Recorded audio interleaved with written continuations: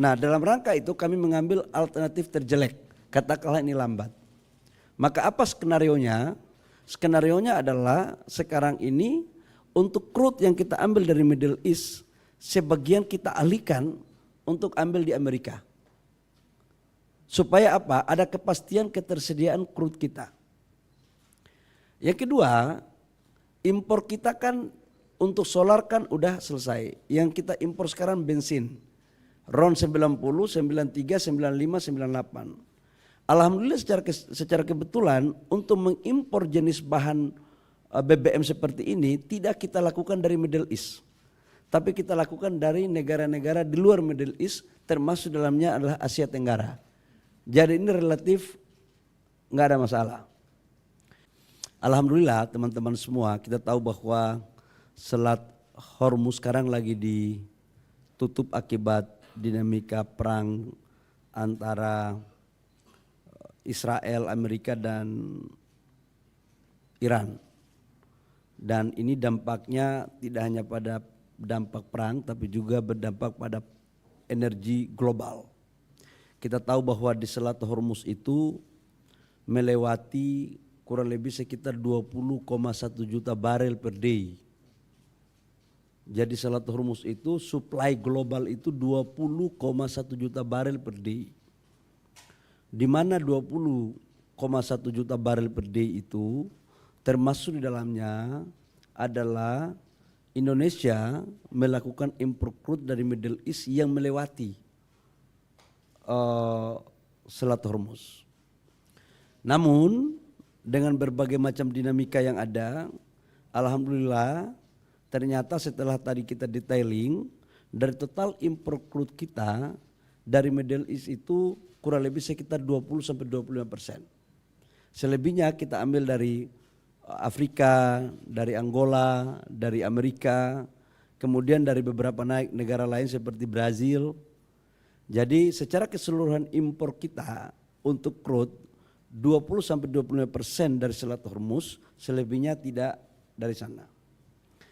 Apa strategi yang harus kita lakukan agar kita tidak terperangkap dengan dinamika global? Jujur saya katakan bahwa dari intelijen kami, dari kajian kami, dari komunikasi kami dengan berbagai negara di dunia, sekalipun informasi disampaikan bahwa ketegangan ini akan selesai dalam waktu, ada yang mengatakan 5 hari, ada yang mengatakan 2-4 minggu, tapi keyakinan kami setelah kami melakukan kajian, ini tidak akan bisa kita ramalkan kapan selesai. Sekali lagi saya katakan bahwa ketegangan ini tidak bisa kita meramalkan kapan selesai. Bisa cepat, bisa lambat. Nah, dalam rangka itu kami mengambil alternatif terjelek, katakanlah ini lambat. Maka apa skenarionya? Skenarionya adalah sekarang ini untuk crude yang kita ambil dari Middle East, sebagian kita alihkan untuk ambil di Amerika. Supaya apa? Ada kepastian ketersediaan crude kita. Yang kedua, impor kita kan untuk solar kan udah selesai. Yang kita impor sekarang bensin. RON 90, 93, 95, 98. Alhamdulillah secara kebetulan untuk mengimpor jenis bahan BBM seperti ini tidak kita lakukan dari Middle East. Tapi kita lakukan dari negara-negara di luar Middle East, termasuk dalamnya adalah Asia Tenggara. Jadi ini relatif nggak ada masalah. Yang ketiga adalah persoalan LPG. LPG kita impor 7,3 juta ton per tahun dan tahun ini dinaikkan menjadi 7,8 juta ton. 70%-nya sekarang kita ambil dari Amerika. 30%-nya dari Middle East, dari Saudi Aramco. Kita tahu bahwa dari informasi dinamika ketegangan di Timur Tengah juga terkait dengan Saudi Aramco, itu juga kena kemarin dinamika di sana. Maka alternatifnya adalah kita switch lagi supaya kita tidak mau ambil risiko. Sebagiannya kita switch lagi untuk kita belanja di negara yang tidak ada kaitannya dengan Selat Hormuz. Yang keempat adalah pasti dampaknya kepada persoalan harga. Kita tahu bahwa di dalam APBN kita harga ICP itu $70 per barel. Dan sekarang sudah naik menjadi 78 sampai $80 per barel. Ini yang akan kita harus hati-hati, ini berdampak pada kenaikan subsidi yang akan ditanggung oleh negara. Tapi di sisi lain dengan kenaikan harga ICP itu juga negara mendapatkan pendapatan. Karena kan kita berkontribusikan kurang lebih sekitar 600.000 barel sampai 600.000 lebih barel per day. Nah selisih ini yang sedang kita hitung. Arahan Bapak Presiden kepada kami adalah kita harus sangat berhati-hati untuk menghitung semuanya dengan tetap memastikan ketersediaan BBM dalam negeri untuk memberikan kepastian kepada pelayanan kepada masyarakat kita. Khusus untuk menyangkut dengan persiapan hari raya, Hari Raya Idul Fitri, bulan puasa, alhamdulillah teman-teman, saya menyampaikan bahwa untuk stok BBM kita, crude BBM LPG, itu semua rata-rata di atas standar minimum nasional. Kita tahu bahwa standar minimum nasional adalah 21 hari. Ini semuanya di atas 21 hari.